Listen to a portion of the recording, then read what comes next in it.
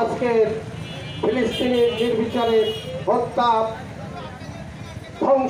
ধ্বংসযোগ্য কর্মকাণ্ডের প্রতিবাদ সমাবেশে সম্মানিত উপস্থিতি, আসসালামু আলাইকুম ওয়া রাহমাতুল্লাহ।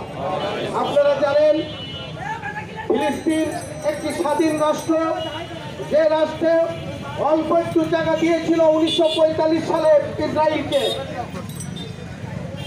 আমরা জানি হিটলার ইহুদিদেরকে ধ্বংস করে দিয়েছিল, অল্প কিছু ইহুদি বেঁচে ছিল।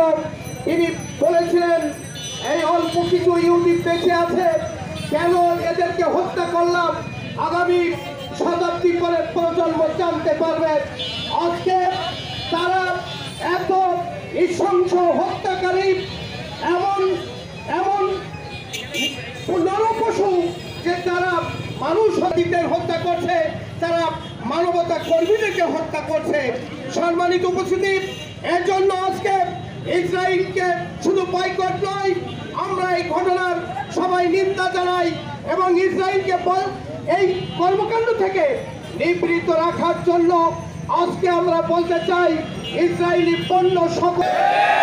তার পাশাপাশি আজকে আমাদের জনতাকে বোঝাতে হবে, যদি সন্ত্রাসী কর্মকাণ্ড বন্ধ করতে হয়, যারাই সন্ত্রাস করে সকলকে প্রত্যাখ্যান করতে হবে।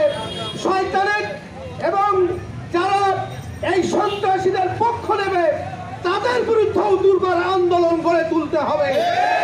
আমরা লক্ষ্য করেছি 5ই আগস্টের পরে এদেশ একটি শান্তিপূর্ণ অবস্থায় এগিয়ে যাচ্ছে, কিন্তু কিছু কুচক্রী মহল তারা চেষ্টা করছে, যারা 5ই আগস্টের আগে আইনঘর তৈরি করেছিল, যারা বিভিন্নভাবে এদেশের টুপিওয়ালা দাড়িওয়ালা সাধারণ মানুষদের বিরুদ্ধে অবস্থান নিয়েছিল, তাদেরকে আবার পুনর্বাসনের চেষ্টা চালিয়ে যাচ্ছে।